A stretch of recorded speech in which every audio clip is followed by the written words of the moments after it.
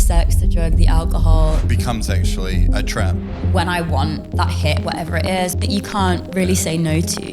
Empty, it's just empty. Was it a way of coping or just as an escape? I did hit a rock bottom in the end. You will hear stories of struggle, courage, and hope. We talk about faith, no filter. Welcome back to Filthy Hope. Hello, beautiful friend. Sister friend. I'll be sister friend. That's fine. Welcome to Filthy Hope. This is a conversation where we get to unpack where faith and culture and life intersect, even in the grey, dodgy places. And this is my friend, Reverend John Humphries. I'm John Humphries. I'm Reverend Vanessa Williams-Henke. And this is Liz. This is Elizabeth Meadows. Hi. Hi, Liz. Thanks for having me. Thank you. Liz has an amazing story, which is why she is here today. And in this episode, we will have a radically honest conversation just about stuff. We're just two church people having conversations either with each other or with our special guests about stuff that we don't often talk about in church. No, I know. That sometimes goes untalked about, but is actually the real stuff of life. And this is one of those incredible stories because we've just been cruising along. Jonty and I were doing the podcast over the last couple of years, and we knew it had actually been hitting in the United Kingdom. We knew actually because of how Apple Podcast works, we could actually see that there were listeners in Manchester. And I had actually made an assumption that it was actually people from Rob's work, my husband's work, because that's where his head office is, that they were listening. But what we didn't know, Filthy Hope listeners, is that Elizabeth Meadows was in Manchester and she found our podcast. And it's such an incredible story. I'm going to have her unpack it. But a couple of weekends ago, she actually turned up in church and she was over here for her sister Jessica's wedding and thought, I'm going to go and check out Ness's church. And so we've become friends. It's really beautiful. And It's really cool. it's really cool. And hearing your story and how just simply, humbly, how this podcast has actually helped you on your Christian journey. It actually makes me really happy to hear that. And I know it'll make Jonty very happy also. It's really cool, isn't it? And it's really, yeah. So hi, people. This is the next Jonathan. Yes. I'm the replacement Jonathan. So we've lost Jonty. He's moved to amazing new things and we wish him all the best. Yeah. And so Ness has asked me to fill the seat. Fill the seat, brother. And help have conversations. So welcome to Australia. Thanks. Oh, Elizabeth. So there's so much to unpack in your story. Yeah. And your Christian journey and just Elizabeth Meadows' story, actress, beautiful woman living in Manchester with a partner. You've just got such a beautiful story and a journey on your Christian journey, which we're going to unpack in our second part of our podcast. But can you tell us about your faith journey? How did you come to know Jesus and how does it intersect with Filthy Hope? Yeah, sure. I mean, I feel like there's like 20 different starting points because once you become Christian, you look back and you're like, oh, there was Jesus, there was Jesus. But I just wasn't listening, right? Yep. I don't know if you relate to that. Oh, yes. But yeah. So I went to a Christian primary school. So you say primary here, right? Yes. It's not that big of a culture gap. Sorry.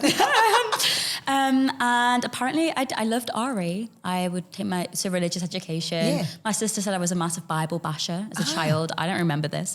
And there were a few things where I've been invited to friends whose parents were Christian. They'd be like, oh, bring a friend along. And I loved it. They'd be singing and stuff. I didn't really get that it was Jesus though. I was like, I'm just happy to be here. Yeah. And we get free food afterwards. And then, I had a very interesting childhood in a lot of ways. It was very, very privileged and I'll never ignore that, I've had in many ways a really great start in life. But, behind closed doors, sometimes things are different and there are a few kind of don't know what the word would be to use, but as I got older, I kind of got quite unwell. And I can't necessarily say that's because of my home, but I know that adverse experiences, you know, have shaped me. So home wasn't always happy. No. And Not I at think a all. lot of people experience that. Can relate to So that, it's yeah. okay. I think like the word dysfunction, probably like extreme dysfunction maybe. But you know, it becomes grace, which is kind of what the story is, you know. So when I got into drama school at 18, you know, I was really lucky, so I was able to leave home. And yeah, it was kind of the first time I didn't have, I mean, for the same it is for a lot of people, no like parental figure over your shoulder, but Yes. sometimes, you know, I know personally for me, the parental voice in my head was very, very loud. Okay. And then Was that slowly, mum and dad, or just mum, or just dad? I think it probably depended on the day or the activity or whatever. But I felt like I got to uni and it was like just this it felt like someone had given a 13-year-old like a credit card, condoms and an ID. And they were like, go. Which like, obviously, if you imagine a 13-year-old doing that, really pretty fucked. Yeah, exactly. And like I'd always drank, but I just, as I got to uni, I guess, I started to go what I would consider for me like off the rails. From the outside, it probably looked like a party girl. It's just like kind of having fun, but the way it made me feel inside wasn't great. And a lot of my behavior, which in my life was really normal. So in the place I had come from wasn't insane behavior, because a sane reaction to insane behavior is insane, right? But that it makes sense in the context when you take that behavior out of the context and go into the normal world. People are like, "You're fucked," and you're like, "What do you mean? Like, stop! Like, this is normal." Wow. Anyway, sorry, this is quite a big ramble. No, that's fine. So are you like saying that I'm trying to listen that bit wild? Yeah, like You embraced the freedom and but the opportunities that came your way. I guess, but I think like at what point is that freedom actually, what's the word? Like not freeing anymore. Yeah, it becomes right? actually a trap. Yeah, something that you can't really say no to. Oh, well, and you hurt yourself in the way, don't you? Oh my days, You hurt yourself on that journey when, I know for me it was things like, and I know you've heard these stories, stories of drinking too much. It was part of my story, and having sex with people that just wasn't good for my health or well-being, and just empty. It's just empty. Yeah, empty totally. behaviour. That is the word. Isn't it? Was it a way of coping, or was it just you just fell into it as, you know, I think like as an escape? the best way I can describe it, it was just like finding lots of different things to put where God should be, but I didn't know God. Wow. So it's like, you know, if the feeling, anything that can change the way you feel from what I've been taught can be addictive, right? So you're chasing dopamine. Yeah, totally. Just the next high, the next buzz that kept you feeling alive? Yeah, I think, so like if the idol wasn't the feeling of like alcohol and drugs, it was probably who I can get validation of. Validation is always better off unavailable people. But I don't want it to sound at all as if like I was kind of a victim in this. Like I was a very active participant Of course. in my own. Yeah. I think demise is such like a dramatic word, but like towards that, I did hit a rock bottom in the end. So like at the end of my third year of uni, I had like, didn't really have any money, didn't really have any friends left because of the way I treated people. You know, I have a friend that says addiction, when I want that hit, whatever it is, whether it's like the person, the sex, the drug, the alcohol, gambling for some people, you know, whatever it is, my vision goes from being this to this. Yeah. And like, if people can't see, it's like from very big to very small. It's like you've got the blinkers on and all you can see is that. So like, fuck your friends, fuck the people that have been with you your whole life. I need that. And if I don't have that, it's everybody else's problem. Wow. And yeah. Thank you for explaining that. That And is so an you're- incredible description. Thanks. Yeah. So what became fun then became an addiction? Yeah. And then that didn't become fun. Yeah, and I think it's like, you know, what is your definition of fun? If you grow up in a dysfunctional home, like fun isn't necessarily something you know how to do. Yeah. But losing your inhibitions is probably the closest thing you can feel to fun. Getting validation of someone because, you know, I didn't have a God to tell me who I was, and I sure as hell wasn't going to listen to myself. Like my self-esteem was so low. And yeah, so I got sober. Congratulations, girlfriend. Was there we use the word conversion or a moment of, that you use the word hit rock bottom. Was there a point that you made that switch to go, this needs to change? Or was there a person that sort of said, hey, like an intervention that needed to help? How did you find that way into sobriety or a way into sobriety? I think so losing all your friends will definitely, I think eventually there's a point where you're like, I'm the common denominator, but addiction, if you want to think of it as a disease, like some people do, some people don't. A lot of people I've learned from say dis-ease. Yes. But it's, it's always with you. It will have you think that the world's out to get you, right? And that really was my viewpoint until to get what I want, my vision was so small, to get the right highs that I needed, which, the bar is raised. The same high that you experienced at 14 is not going to be the same as, 21, because you've had all this time to become intolerant to it. Sorry, I lost my train of thought there.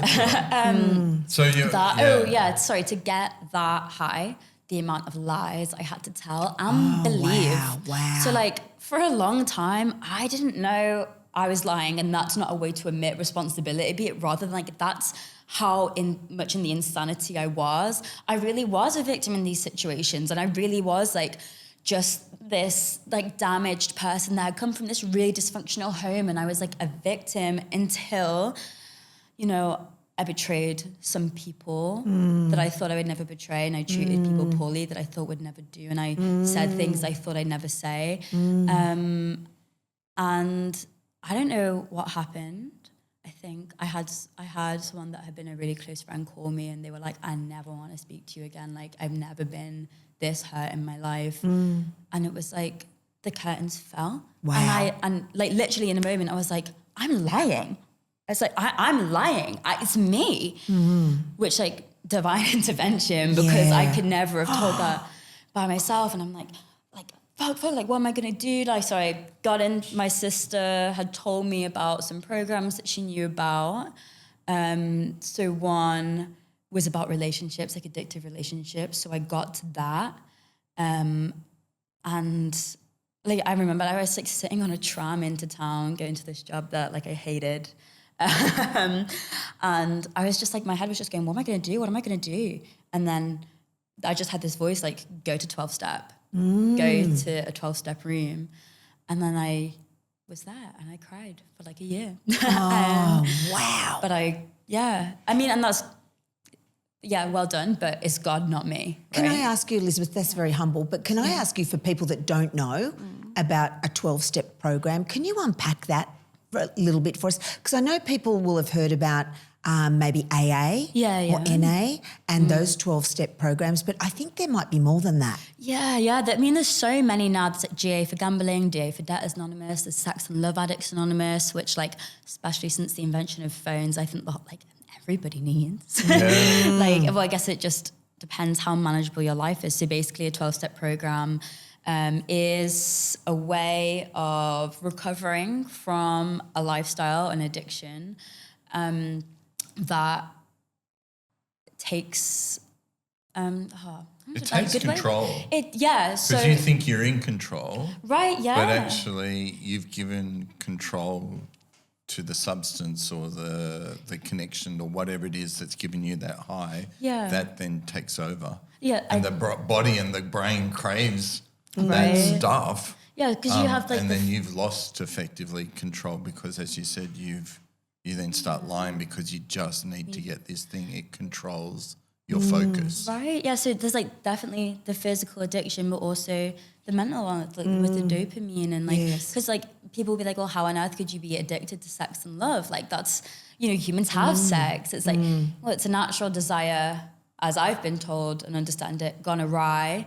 And we have a drugstore in our head, you know. We have all these different hormones that get us as high as we want, you know. As I have recovered over the past 3 years and will always be recovering, you know, I now recognize that a lot of the feelings that I mistook for excitement and love, that's a feeling now when I can really recognize I'm afraid. And it's, you know, I was like so attracted to this fear is what it was, because there's a high in fear. But I was like, I am crazy in love with these people, or like, I'm obsessed with like this drink or whatever. It's like, yeah, that feeling wasn't, it wasn't love, because, you know, once you get to know Jesus, like, love is redefined, right? Yeah. It's like something you've never known. Pure. Yeah. I've taken a really long time to get to Jesus. I'm sorry. No, it's a great. Jesus can take a long time to get to. Yeah, and we're all on different journeys. And so, so this truth set you free. There is a Bible. That's a bit that Jesus Jesus-y, said. John. Said the truth shall set you free. But you literally had an awakening to the truth in your life. Yeah. And then knew you needed to change. Yeah. And then once you had that click, that connected you with these programs that then started you how to walk in a different way. And supporting you, I suppose. Yeah, I mean, like, you have a sponsor. You're like, I mean, for my first, I think it's like the first 37 days of the program I was doing, I had called my sponsor every single day. Yeah. I was calling other people every single day. It was really like 1 second at a time, because I was super powerless over it. And that's like the first step, is that I'm powerless over this thing and my life is unmanageable. Because like, so if I'm powerless, what gives me the power then to not act out again? Because I've said and you know, it's like really fun to kind of sit in that place for a bit where it's like, well, if I can't help it, I'll just keep on doing it, because I can't help it. But actually, the admission of powerlessness then gives us a choice that we didn't have before. I didn't understand my powerlessness before. Does that make sense? Yes, 100%. Like, right? Yeah. It's empowering to know that it's not your fault.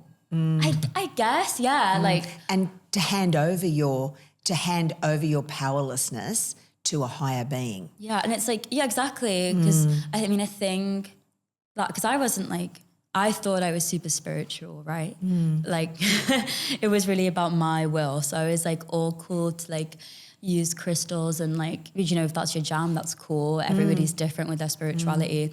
But I was all right to put the crystal under my pillow to make this guy like me. I'll pray to a God if it means I'm going to get my way. Wow. But when it came to whatever our God's will might be for me, I was like, oh, I don't know if I like that. I think my way is kind of better. But my way got me to 12-step program, so maybe I should try something different. Yeah. You know? So you've mentioned one of the steps, not that this is a test. No. So you don't have to remember all of the 12 steps, but I think people who are not familiar with that, what are some of the steps that were helpful, that are part of this process? And that ground you today. Yeah, well, I mean, that's such a good question. Like, do you know what? I could listen to this podcast in a month and I might be like, don't listen to a word she said. Like, maybe I'll be like complete. But I'm very familiar with the steps now, because I've had to do them quite a few times. Because it's just really easy to measure life up, right? I think all the steps are so equally important.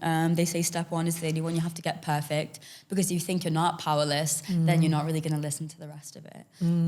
But the rest are a work in progress every day, and it's the order you do it in that I think is important. So step 2 is came to believe a power greater than myself could restore me to sanity. So that's like maybe. It's like your sponsor's going like, listen, no one's saying there's a God, but if there was, do you think that God can help you? And like, how big does your ego have to be if you're like, no, God, if there was an all-powerful being, it wouldn't help me. Like, I have more control than that. It's like, puts it into perspective. And, you know, there are atheists that work the program and they use this 12-step rooms as the higher power. That is a group of people. People say like maybe group of drunks, G-O-D. Right? Yeah. And you did hear that voice or that message saying... Yeah, for sure. Like, my mum had kind of done like spiritual stuff with me since I was 16. She kind of got onto a Buddhist path and So there was stuff in my head, but it was always just about like probably a lot of spiritual superiority, which I'm still even now no stranger to, but I'm definitely not. So you need help. Yeah. That's step one. Yeah. I'm powerless, so I need help. Step two is to connect with a source of help that is bigger than yourself. Yeah, or could you? Could there be one? Yeah. It's like real slow. And then 3 is like, okay, so we've kind of said that if there is a God, it could help us. A third one is we surrender our will and our life to God as we understand God. Yep. So a lot of people would just say higher power. They don't like using God, and that's totally fine. And that, I remember doing that step for the first time and like sobbing. I was like, but it's my life. It's like, even despite having seen like the chaos that had happened, I still like couldn't let go. And then that is like really becomes a lifelong progress of like, I don't take that step once, I should. My sponsor's listening, I do. Every single morning, I'm like, okay, God, this day is your day and not my day. And because the minute I do my will, I'm kind of selfish. I'm kind of going to do what I want to get my way. And that leads to resentment and that leads to acting out. Because I think especially, they'd say like as addicts, you know, there's there are acts that generate a certain type of pain that the only way I can cope with that pain is to cover it up with something else, an addiction. Yeah. So it's like, the rest of the program, then, we do an inventory where we write down everything. So all my resentments, all my fears, all the sex I've had, all of it, all the harms I've done. And I read that out to somebody else. We read that out to somebody else. And then we look at... So that makes it really real, doesn't it? Yeah. It's one thing to confess it to yourself. Yeah. But to then... Have others hear it. Others hear it. And, that's like... Yeah, that's hard. That step includes God. It's, we admit to God, ourselves, and another human being the exact nature of our wrongs. Mate,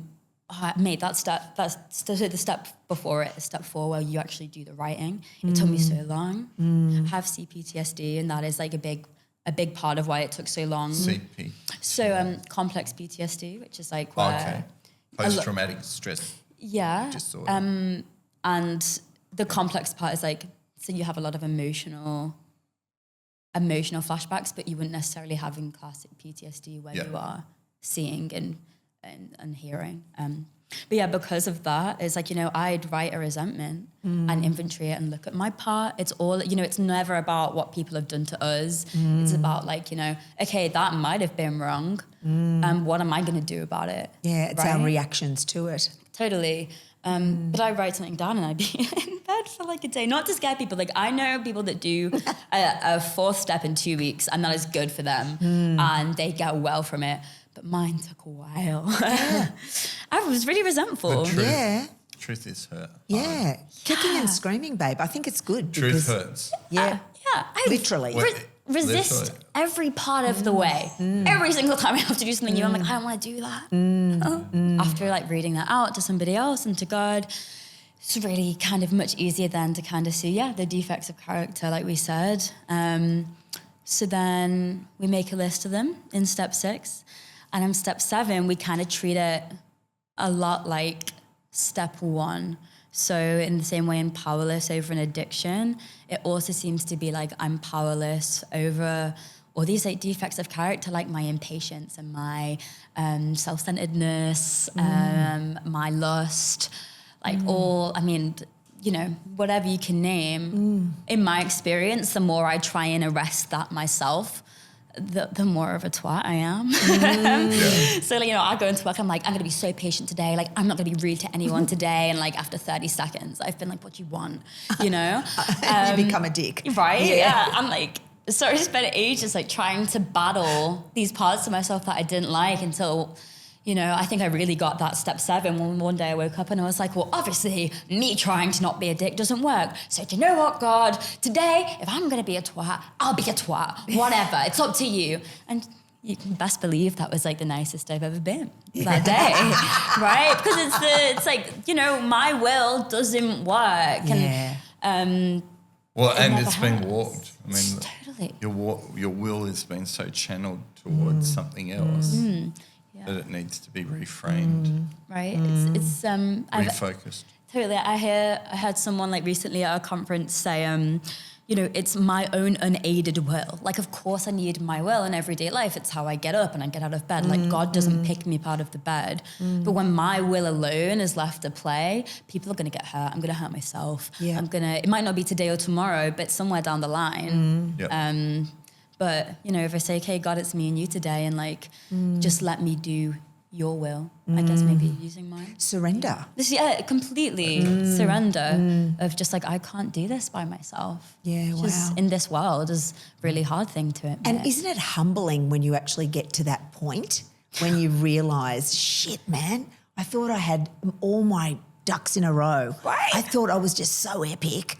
And then you realise how ratchet you really are. It is, yeah. Yeah. I can remember the actual experience of realising I wasn't the centre of the world. Like, I genuinely had that where I'd given up my headphones for Lent and I had to hear everybody on the bus. And I realised they were all like talking about their lives and like were going to these different places. I had a breakdown. I was like, what do you mean? What do you mean other people have like these rich inner lives and I'm not the only one with a human experience? Like, I didn't even know I thought that way. Yeah. Wow. That's how like messed up my thinking was. Wow. I can still be like that. That's It's, so honest. We all can. Yeah. Yeah. That's a filthy part of living, isn't it, in a sense? Oh my days. But there's been real hope in your life. Totally. Yeah. And has that come out of the next steps?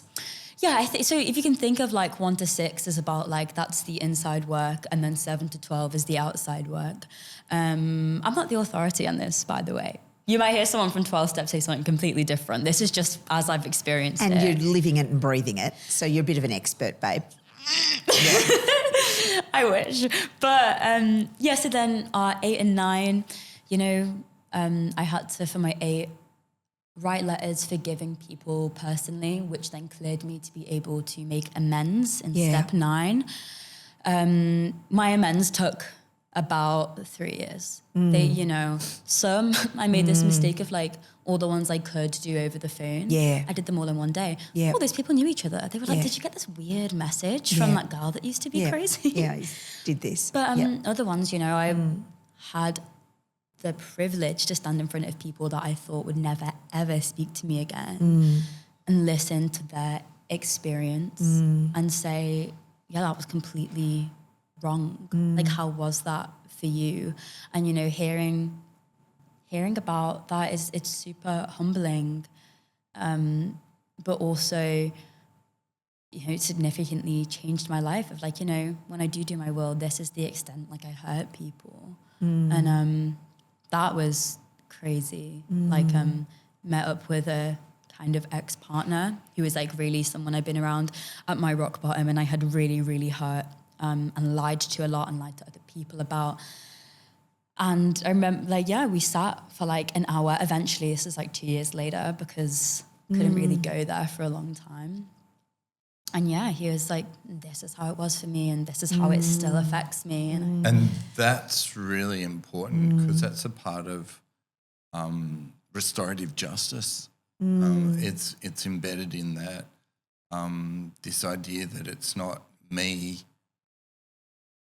saying sorry, which makes it about me.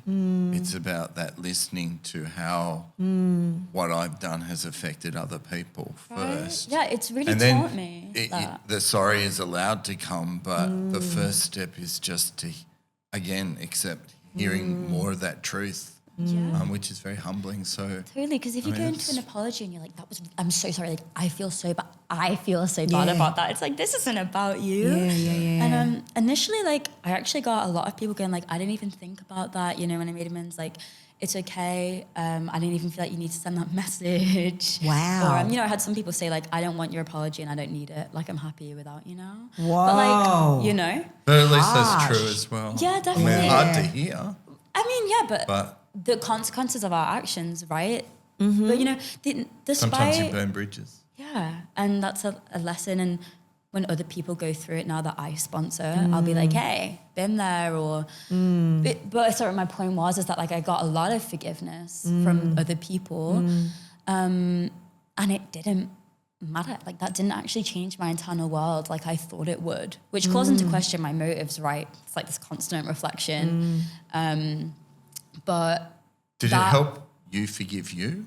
well, this is the thing, right? It's an inside job. So no matter, it was once again like this chasing validation. Like I had people be like, I forgive you and I have moved on and like go and live your life. And I forgot about that like that because it's an inside job and it's a God job of like, other people cannot change the way I feel. And I did, so you just, the whole process is like, you're still making mistakes, but like you're trying to be a better person, which is a lot better than it was before. Yeah.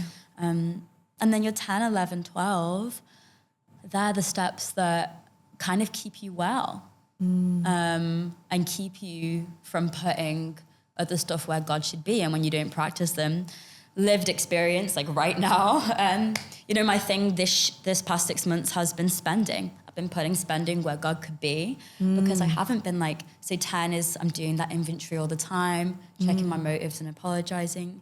11 is my spiritual life. And 12 is helping other people. And if I'm not doing them every day and I get sick. Like it's, or I'm like, I'm down on Calcutta at the beach here. I've been working my program for a few days and like objectifying people like, oh man, he's so hot. And like, why doesn't, it's like, hello, I got a partner. I got enough. I've got enough in my life. But some people would say sin or human nature or addiction or disease, whatever word you want to use it, tells me this isn't enough and you need more. But God tells me, hey, get some perspective. We've got abundance. Wow. It's a lot, isn't it? So incredible. So many people, you're so honest and raw about that. And I love how you used the example of objectifying others. I mean, I'm sure people do that all the time and are not self-aware enough to realise, in fact, what they're doing. Yeah. We're taught to. Yeah. And we do it with food. Anything to make us feel better, I'll just go and eat that. Oh, yeah. I'll just, we live in a world Another that's... dopamine. Or scrolling. Doom scrolling. Yeah. Or games, anything. Buy a pair of Anything can shoes. become addictive. I think that's, if we are using it to, as you said, Liz, to fill something Fill a within void. us, that hole is always infinite. But with an infinite God, that's what we believe, God is infinite, then that's really the only thing that can fill an infinite hole is an infinite sense of something bigger than ourselves. Yeah, that's an amazing way to put it. I think it's like, and that's when brief times in the past, in my life, I've experienced that peace that surpasses all understanding, and That's a powerful one, isn't it? When that phrase, rocks you. When that happens. Yeah, when that washes over you, it's badass, isn't it? The presence of God is just undeniable. Right. So Ness, have you done a 12-steppy Yeah, program? I have, yeah. Part of AA for a long time, yeah. And it was when my therapist at the time was starting to unpack my child abuse, and what led me in there was guilt and shame about an abortion that I'd had at 21. And then my grandma died and I got to 23 and I started unpacking. I knew there was a problem. Yeah. I knew I was fucked up and I was drinking too much, and my therapist said, you need to pause the booze. And I went, I don't know if I can do that. Yeah. I grew up in a home with an alcoholic father. It just seemed like that's what you do. I watched him suppress his feelings about life and sexuality, and I just must have copied the pattern, and I had a lot to suppress. Yeah. And so I went to AA. I'll never forget my first meeting in Epping. It was close to my home, and Rob had said to me, if you stopping drinking means that you're not going to have sex with me anymore, then I think our marriage is over. And I thought, well, you're fucked, aren't you? Oh, you're really fucked. Okay, so then or not. Oh, yeah, you're not going to be fucked. Because I hadn't actually had sex, not drunk. So I had not done that yet. And that was to help cope because...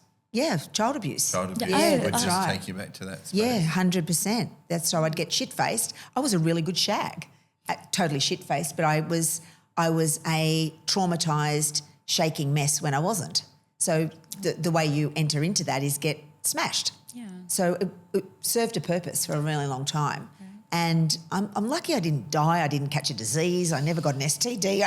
Oh, thank you, Lord, for how God protected me on that part of my own journey. But AA was pivotal in my healing. Yeah.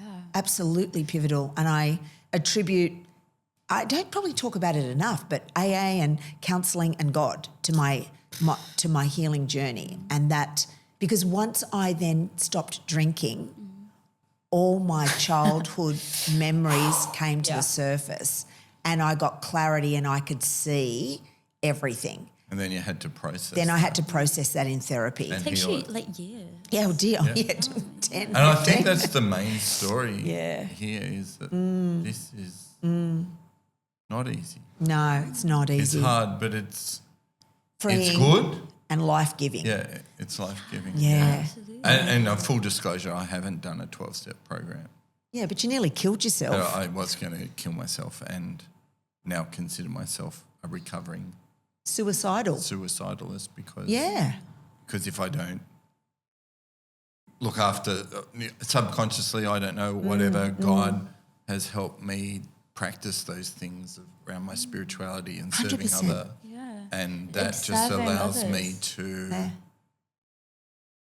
not have to go into that place as a coping mechanism for when relationships are hard or I've done the wrong thing and I feel guilty. Yeah. I don't need to think, well, there's only one solution to that problem. So, yeah. Exactly. What an amazing conversation, Liz. Wow, Liz. And the fact that in all of that, there is a sense of hope that, this has been good It's the to go most, through all that crap. the most magnificent Good has grace. come out of it. Not that you had these problems so that good things could happen. I hate that theology.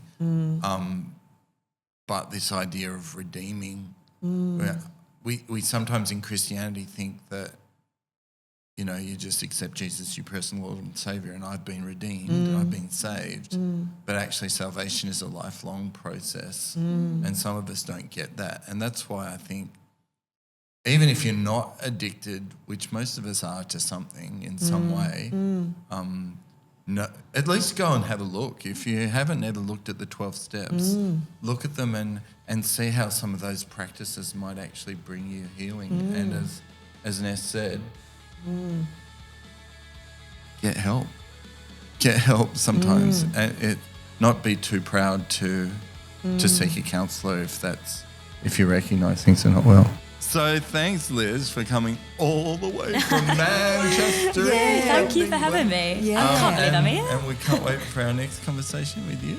Yeah. Really? Can you stick around? Yeah, of course I will. So thank you for watching. Thank you for putting up with me as the new co-host. Hopefully I'll get better as we go along. Are you smashing it, bruv? And stay hopeful. Thanks for listening to Filthy Hope today.